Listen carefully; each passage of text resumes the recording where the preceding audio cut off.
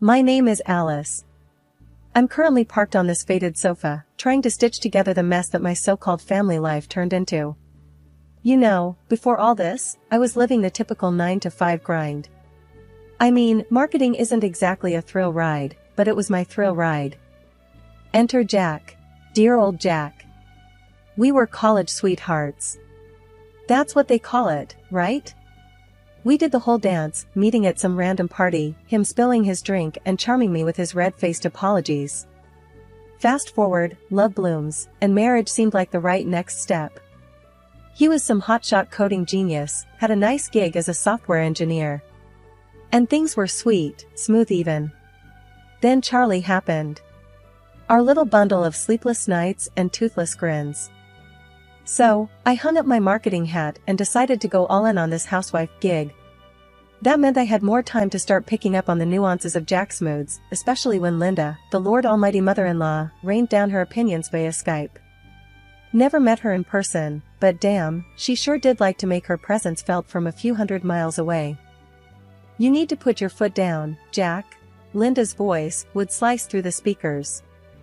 A man's home is his castle, and don't you forget it. I'd see how Jack's eyes shifted, shoulders squared like he was gearing up for war. After the call, he became a different guy. If I left a mug on the counter or dared to sit down before the clock hit acceptable by his newly acquired standards, boy, would I get it. It's not a hotel, Alice. You see that? That's a dish out of place. His words felt like cold steel, not the Jack I knew. Jack would flip from Dr. Jekyll to Mr. Hyde and back before you could say schizophrenia. But it wouldn't stick. Once Linda's echo faded, I'd get my Jack back. On this particular Tuesday, Jack had that look in his eyes, that unnerving glint that always showed up post-Linda. He ambled into the kitchen, my domain, and leaned against the fridge with all the subtlety of a sledgehammer. Hey, babe, you need to pick up the pace around here. Mom said. I cut him off, hands deep in dough. If Linda says jump, we asking how high now? Not funny. She's right. We won't raise Charlie in a mess. I mean, look at this place. I followed his pointing finger around our perfectly tidy kitchen. The nerve of him. I thought about giving Jack a piece of my mind, but my mother always said to pick my battles, and with Jack on a Linda-fueled bender, it didn't feel like a winnable war. Suddenly, the sound of Linda's screechy tone popped from the living room. Another Skype alert. My stomach dropped. Come on, Alice. It's Mom. Watch the attitude. My eyes nearly rolled out of my skull. I wiped my hands and prepared to face the screen, our digital overlord. And there she was, in all her pixelated glory. Alice, dear, I see you're busy, but remember, Jack works hard. Keep that home nice for him, won't you? I gritted my teeth. Of course, Linda. Nothing but the best for your boy. Jack flashed me a warning look, like be nice or else. But as Linda carried on about her expectations, I swear I felt something in me start to crack. Would this ever end? Or was I destined to live under the thumb of a woman who wasn't even in the room? On a Thursday that felt like any other, with Charlie fussing in my arms and the smell of yesterday's dinner still haunting the living room, Jack came out with it. We're spending Christmas with my mom in her house, he said, not even looking up from his phone. I paused, Charlie's pacifier halfway to salvation. Christmas there? With Linda? The words were sour, just hanging in the air. Jack finally glanced up, eyebrow raised. Yep, good for the family and all that. High time they all met Charlie, don't you think? Pulling at the edge of my shirt, already spotted with who knows what, I frowned. But Charlie's so young, and I'm not up for a road trip, especially in December.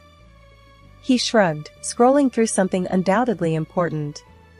Babe, it'll be fine. A bit of cold won't hurt him. Besides, Mom's already planning the whole thing. Heat flared up in my chest, but I kept my voice steady. Doesn't sound like a question, Jack. Did you even consider my say in this? Come on, Alice. It's not up for debate. This is what families do. They get together for the holidays. I shot him a look that could have burned toast. And usually, they ask, not announce, I snapped. He pocketed the phone and came over, trying to play peacemaker. Hey, I know it's sudden, but think about it. Could smooth things out with Mom. I laughed, but there was no joy in it. Smooth things out? You mean play house the Linda way or no way? Jack winced. That's not fair. You know how much she's been bugging me about visiting. I handed him Charlie, who seemed hellbent on testing his lungs. She's not the one who has to pack up an infant and deal with your family's drama. Jack bounced Charlie on his knee, a whisper of a smile on his face. It'll be like an adventure. You love adventures, remember? That's when the mom glare I'd been perfecting hit him full force. Adventures don't involve feeding schedules and diaper bags. But Jack had that determined look that spelled trouble. We're going, Alice. End of discussion. I let out a long sigh, nerves frayed. Fine, but hear this, Jack. We're not going there to be pushed around. I'm serious. He nodded, but there was a trace of something else there. And I won't remember saying yes to this kind of look. And you're gonna help, right? With the packing, the baby, and dealing with your mom? Yeah, of course, he said, though he was already picking up his phone again. With a defeated grunt, I moved to start making a list of what to take. Booties, blankets, and the battle gear needed to survive a week with Linda. The moment we stepped into Linda's house, a looming structure that seemed straight out of a ghost story with its creaky floorboards and chilly drafts, I knew we were in for a ride. A sea of faces turned our way, Jack's aunts and uncles, cousins by the dozen, and the venerable queen herself, Linda, holding court. Her eyes skimmed over me like a scanner, resting on our sleeping Charlie, wrapped snug in his blanket. There's my grandbaby, she exclaimed, her arms outstretched, with a warmth that almost felt real. But as she lifted her gaze to meet mine, the temperature could have dropped 10 degrees. Alice, she nodded, begrudging respect at best. Jack cleared his throat. Mom, thanks for having us. The room was buzzing with relatives chatting and the scent of cinnamon and pine. But the festive cheer didn't reach Linda's eyes when she turned back to me. Hope the drive wasn't too terrible. Roads can be unforgiving this time of year. It was all right, I returned with a tight smile, clutching Charlie a little closer. Well, let's not stand here catching a chill. Alice, Linda continued, and the entire room seemed to hold its breath. I would really appreciate it if you could take the lead getting the place shipshape for Christmas. Jack shot me a desperate play nice look while I struggled to find words. Me? But, I've got Charlie too. Linda waved a hand dismissively. Oh, there will be plenty of hands eager to dote on the boy. Besides, I've seen your Instagram. You've got a knack for this sort of thing. My Instagram, the place where I posted meticulously filtered photos of our home that hid the chaos of reality? I gritted my teeth and forced another smile. I guess I can give it a go. A look of approval crossed Linda's face, one that didn't reach her eyes. So I dug into box after box of holiday decor, feeling more like Cinderella than a welcomed guest. Jack's family was a loud chorus of advice and backseat decorating, all while passing Charlie around like the season's hottest toy, a living, breathing doll for them to coo over. Jack vanished into the belly of the house, with only the odd shout of "How's it going there?" or "Mom says the garland should go higher," to remind me he was still there. By the time dinner rolled around, the grand old house glittered and shone like something out of a fairy tale where the fairy godmother had taken the day off and left Cinderella to do all the work herself. At the table, loaded with more food than the whole neighborhood could eat, Jack raised his glass in a toast. To family, he said, smiling.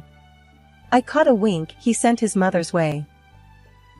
I tried to match their cheer, but fatigue had long since taken the wheel. Jack noticed, but not with the sympathy I needed. You could have put a bit more tinsel up, he remarked offhandedly between bites. Mom noticed. After a long night chasing the elusive spirit of Christmas at the behest of Linda's pointed directions, all the while keeping a smile plastered on my face for the sake of holiday peace, I retired to our room. Next day I found Jack in what they called the den, but it was more like a wild man cave where Christmas seemed to have thrown up. There he was, sprawled on the couch, a beer in one hand, eyes glued to some game on TV. The sound of sports commentators filled the room. "Jack, we need to talk." My voice was firm, louder than I intended. He glanced up, annoyed at being interrupted. "What's up now?" "It's about yesterday, about everything since we got here. I'm tired, Jack. And I feel alone in all this." The words spilled out. He scoffed. "Alone? With all my family around? Come on, Alice. You've got to toughen up. This is the big leagues." "I'm not talking about numbers, Jack. Look, your mom, she's piling everything on me, and where are you? Off the grid the second any work pops up." He rolled his eyes. "Not this again. Just do what she says, Alice. That's how it works around here.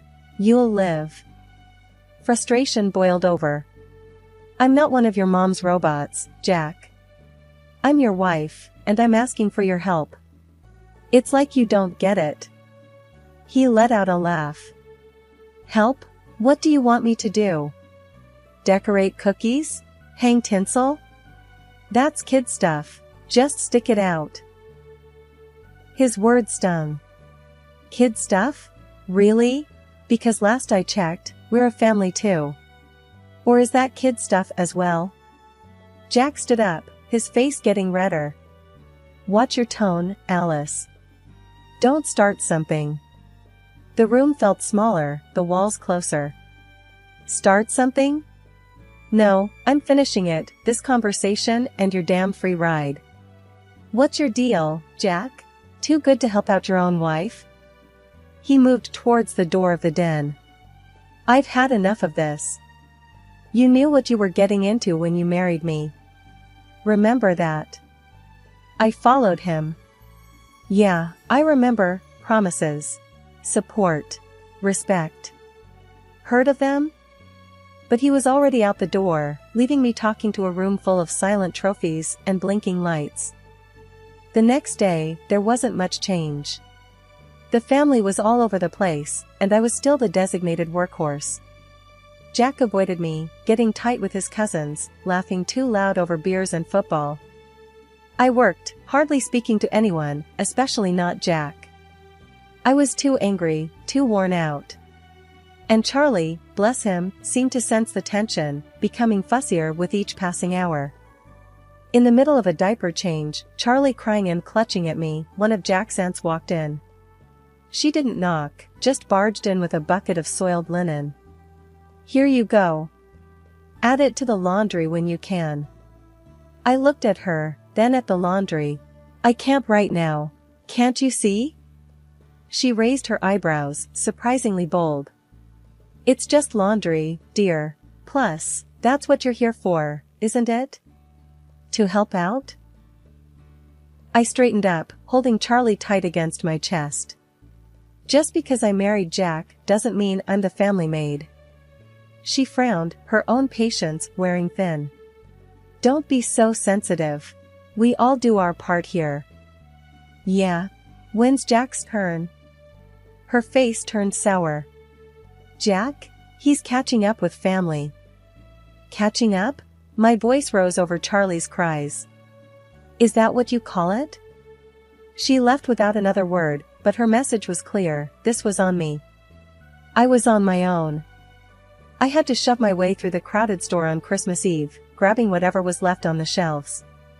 Didn't matter much what it was, anything could be turned into a Christmas dish with enough butter and salt, or so I figured. My phone was buzzing in my pocket the whole time, probably Jack or Linda wondering where I'd got to.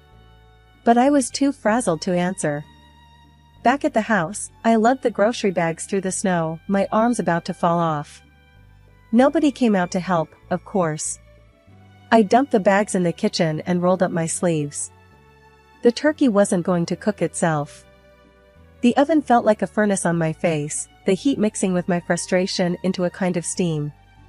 As the gravy simmered and the pie crust started to brown, I felt my head spin. I took a seat for a quick breather. Linda stumbled upon me as if I'd planned it, her face twisting into a scowl. "What's this? Just sitting around while there's work to be done?" Before I could gather my wits to answer, Jack appeared behind her, his tone sharp. "Yeah, Alice, what's the deal? We got a timetable here." "I just needed a second," I said, the room tilting a little. "I'm not feeling too." "Oh, save it." Linda cut me off. "This family needs team players, not weaklings. If you can't handle it, maybe you shouldn't be here." Jack didn't say a word in my defense, just stood there nodding like a puppet. Tears burned behind my eyes, but I wouldn't let them see. "I'm not weak," I shot back, pushing up from the chair. "And I don't need this crap, not from you or anyone." Jack's face grew hard. "Watch it, Alice, or you'll be out of here so fast." He let the threat hang between us, heavy as the smell of roasting meat. I bit back a sob, threw on the apron, and turned back to the stove. They left, satisfied that I'd been put in my place. But later that night, after the plates were licked clean and the presents opened, after the laughter and the carols had quieted down, I lay in bed, the silent tears finally falling. They thought I was the weak one, but it was them, all of them. Weak for not helping, weak for not seeing, weak for not caring. Christmas dinner was set up like some kind of fancy spread you'd see in a magazine, except there was one thing off: my seat. It was away from the main table, like I had some sort of disease. I could hear them all, the clinking glasses and the loud laughs from where I was put. I sat there for a moment, staring at the untouched plate. A dry turkey slice stared back at me, the cranberry sauce bleeding into the stuffing like a bad joke. That's when I knew I was done. Finished playing pretend. Charlie was upstairs, asleep in one of the guest rooms. No way was I going to have my kid grow up thinking this nonsense was normal. I stood up, my chair screeching against the floor, louder than I expected. I didn't care. I went upstairs, packed the bags I'd been living out of for what felt like forever, zipped up Charlie's little backpack with his favorite toy and the picture book we read every night. Downstairs, the laughter ticked up a notch. They didn't even see me hauling our lives out of there in 2 trips. The walk to the train station was brutal, the cold cutting through my coat. But each step tugged a little something off my shoulders, a weight I didn't want to carry. At the station, it was empty, the kind of quiet you only get when everyone's at home. I sat there on the bench, Charlie bundled up beside me. "No more of that for us, Charlie," I whispered to him, hoping he was dreaming of something nice, something simple. "Just you and me now." The train rolled in, a lonely hunk of metal that blew hot air out the sides. I picked up Charlie, still asleep, and stepped inside the warmth. The clang of the closing door marked the end of an era as I lugged my bag out of what used to be home.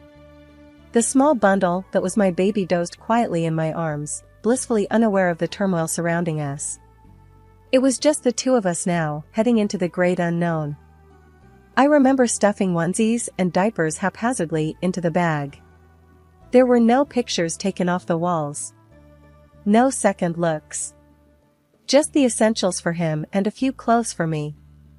Every grab, every zip, felt like a tiny rebellion. Pulling into my parents' driveway was like stepping into a world paused at the brink of joy. They rushed out, my mom's arms wide, my dad's face split with a grin beneath his old, faded cap. "Alice, baby, come in. It's freezing out here." Mom smothered us in one of her bear hugs, the kind that could squeeze the sorrow straight out of your soul, while Dad took care of the bag and the base for the baby carrier. The warmth of the house hit me like a mug of hot cocoa. They had the Christmas tree twinkling, the lights blinking in a slow, sleepy pattern. We settled into the living room, and before I knew it, my mom had a steaming plate of food in front of me and a stocking filled with baby rattles and teething rings. It felt unreal. Laughter filled the air, a stark contrast to the thick silence I'd escaped. The baby stirred in arms, and I kissed him, promising silently that it was going to be different. We were just about to toast, the clink of our glasses ready to sing, when my phone rang, jarring against the melodies of Jingle Bells. I checked the caller ID, Jack. "Hello? Alice, where the hell are you?" It was Jack, his voice a cocktail of anger and confusion. "At my parents'. Where else would I be?" I said, not missing a beat. There was a pause, and then, "You need to come back." This isn't your home anymore. I snorted, the laughter bubbling up from deep within, genuine and loud. You're joking, right? I'm done with being treated like I'm invisible until you need something. Don't be dramatic. Just get back here. Everyone's asking about you, the dishes are piling up, I cut him off. Look, listen carefully because I'm only going to say this once. I'm filing for divorce. Got it? I'm not your unpaid maid, Jack, never was. I don't know what made you think I was. The other end of the phone was silent. Then, the dial tone buzzed in my ear. He'd hung up. Mom was looking at me, eyes wide. I hung up the phone and met her gaze straight on. I should have done that years ago, I said. You're staying here tonight, Mom said, solid and sure, the way she'd said things when I was a kid and the world was too big and scary. Yeah, I agreed, feeling the truth in her words. Yeah, I am. Charlie's laughter filtered through from the other room. Let's go celebrate Christmas, I said with a trembling smile. And with the click of the phone, I sealed the decision in the pocket of my jeans, and stepped back into the warmth of the living room where the promise of a peaceful night hung gently in the air, a stark contrast to the storm I had just weathered. Waking up to the same old ceiling crack had become kind of a comfort. The kitchen was already buzzing when I came down. Mom was at the stove, and Dad was half buried in newspaper at the table. Charlie was making a go at a slice of toast, more crumbs decorating his lap than making it into his mouth. Morning, I mumbled, grabbing the pot to pour myself some coffee. Before I got the chance to take a sip, the phone was blaring its old ring from the wall. Dad's eyes met mine. With a hint of a smirk, I answered it, knew who it was before I even said hello. Alice, darling, I need you to come back. Jack's voice came through, half pleading, half like he was ordering a pizza. A man needs his wife. I need you to take care of things here. I almost choked on air, the laugh came out so hard. Jack, honey, you lost the right to need anything from me. But nothing, Jack. I'll send over the divorce papers by the end of the week. You can take care of yourself, or find someone else to boss around. Have a nice life. And with that, I hung up. Mom was staring at me, one eyebrow raised. Everything all right? She asked, a knowing look on her face. Couldn't be better, I said, finally taking that sip of coffee. It was bitter, strong, and hot, just how I needed it. As weeks turned into months, that new chapter in life I'd opened became less about what I'd left behind and more about what was ahead. Divorce papers were signed, delivered, and done with. My bank account got a little heavier with the first round of alimony checks, child support Jack called it, but let's be real, it was guilt money. Either way, it was for Charlie, and that's all that mattered. The job hunt wasn't easy, wasn't hard either. Just a truckload of maybes and a handful of not. One day, sitting at the kitchen table with the want ads, I couldn't help but wonder if begging for jobs was just begging to go back to a life like the one I had with Jack. No, that wasn't for me, not anymore. Why the long face? Dad asked, scrunching up his own as he looked over at me from his chair. Just thinking about work, or the lack of it. You'll find something, he said. You got more backbone than half the blokes at the factory. They should be begging you to work, not t'other way round. That night, with Charlie snoozing away in his crib, I lay awake a little longer than usual, the house quiet except for the distant sound of Mom and Dad talking softly downstairs. Maybe it wasn't the new start I'd imagined, with a new place of my own and a sparkling career. But it was solid ground under my feet. It was my family, my boy, and a future that was mine to shape. No more of Jack's dark clouds on my horizon, no more dancing to someone else's tune.